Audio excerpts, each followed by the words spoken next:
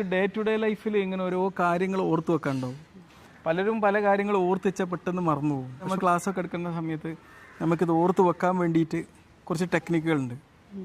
അപ്പോൾ അതിന് നമ്മൾ ഉപയോഗിക്കുന്നൊരു ടെക്നിക്കാണ് ഓരോ ലൊക്കേഷൻ മെത്തേഡ് എന്ന് പറയും. ഇപ്പോൾ ഓരോ ലൊക്കേഷനിൽ ഇപ്പോൾ ഇപ്പോൾ ഇവിടെ ഈ ഹോസ്പിറ്റലിൻ്റെ ഈ ഒരു സ്ഥലത്ത് അവിടെ ഒരു ചെടിയുണ്ട്, അത് നീ എപ്പോഴും ഓർക്കൂലേ? പക്ഷെ ഇതിനെക്കുറിച്ച് പറഞ്ഞാൽ നമ്മൾ ഓർക്കൂല. അപ്പോൾ നമ്മൾ എന്താ ചെയ്യേണ്ടതെന്ന് വെച്ചാൽ അതിന് വേണ്ടിയിട്ട് കുറച്ച് ലൊക്കേഷൻസ് നമ്മൾ കണ്ടെത്തണം. അപ്പോൾ നിൻ്റെ വീട്ടിൽ നിനക്ക് ലൊക്കേഷൻ ഉണ്ടാവും.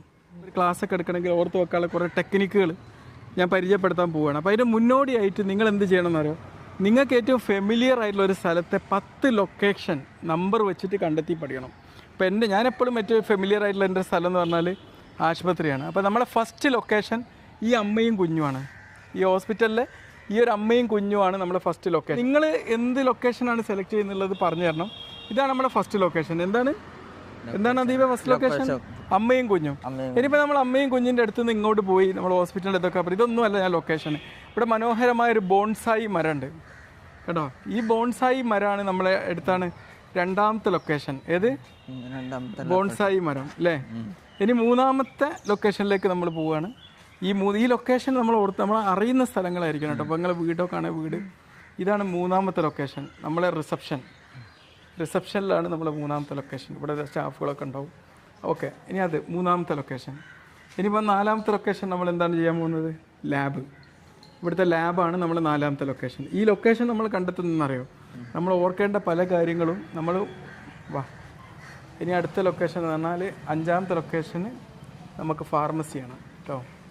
അഞ്ചാമത്തെ ലൊക്കേഷൻ ഫാർമസി. ഓക്കെ, ഇനി ആറാമത്തെ ലൊക്കേഷൻ നമ്മളെ കാഷ്വാലിറ്റി. ഏഴാമത്തെ ലൊക്കേഷൻ ഏതാണ്? നമ്മളെ മെയിൽ റിസപ്ഷൻ. ഓക്കെ, ഇതാണ് ഏഴാമത്തെ ലൊക്കേഷൻ. അപ്പോൾ നമ്മൾ ഓരോ ലൊക്കേഷൻ കണ്ടെത്തുക. ഇനി എട്ടാമത്തെ ലൊക്കേഷനിലേക്കാണ് നമ്മൾ പോകുന്നത്. എട്ടാമത്തെ ലൊക്കേഷൻ നമുക്ക് എന്താണ്? ഇതാണ്. ഇത് നമ്മളെ OP. ഇനി OP കഴിഞ്ഞിട്ട് നമ്മൾ ഇവിടുത്തെ മീനുകളൊക്കെ കടന്ന് ഈ മീനിൻ്റെ ഒക്കെ അടുത്തുകൂടെ പോയിട്ട് മീൻ വേണം നമുക്ക് ലൊക്കേഷൻ ആക്കാം. പക്ഷെ ഞാനത് പെടുത്തുന്നില്ല. നമ്മുടെ ബാപ്പുജി പ്രത്യേകിച്ച് ലൊക്കേഷനിൽ ക്യാൻറ്റീൻ പെടുത്തണമെന്ന് പറഞ്ഞിട്ടുണ്ട്. ഓക്കെ, അപ്പോൾ നമ്മളിപ്പോൾ എത്ര ലൊക്കേഷനായി ഇപ്പോൾ നമുക്ക്? ഇനി 9ാമത്തെ ലൊക്കേഷൻ നമുക്ക് ക്യാൻറ്റീന്, ഹോസ്പിറ്റൽ ക്യാൻറ്റീൻ കേട്ടോ. ഇനി 10ാമത്തെ ലൊക്കേഷനിലേക്ക് പോവാം. 10ാമത്തെ ലൊക്കേഷന് നമുക്ക് ഈ ഒരു സ്റ്റെപ്പാണ്. ഓക്കെ, ഈ സ്റ്റെപ്പാണ്. അപ്പോൾ ഇനി എന്തെങ്കിലും കാര്യങ്ങൾ നമ്മൾ ഓർത്ത് വെക്കണമെങ്കിൽ നമുക്ക് എന്ത് ചെയ്യണം? ഈ ലൊക്കേഷൻ അനുസരിച്ച് നമ്മൾ പോവാം. ഇതുപോലെ നമുക്ക് ഫെമിലിയർ ആയിട്ടുള്ള 10 ലൊക്കേഷൻ നിങ്ങൾ കണ്ടെത്തുക. എന്നിട്ട് ബാക്കി നമുക്ക് എന്ത് ചെയ്യാം? കാര്യങ്ങൾ പറഞ്ഞുതരാം. നമുക്ക് ഈ ലൊക്കേഷൻ അറിഞ്ഞിട്ട് വേണം ഫസ്റ്റ് നമ്മളൊരു അടിത്തറ ഉണ്ടാക്കിയിട്ട് വേണം ബാക്കി നമുക്ക് ഫോളോ ചെയ്യാൻ.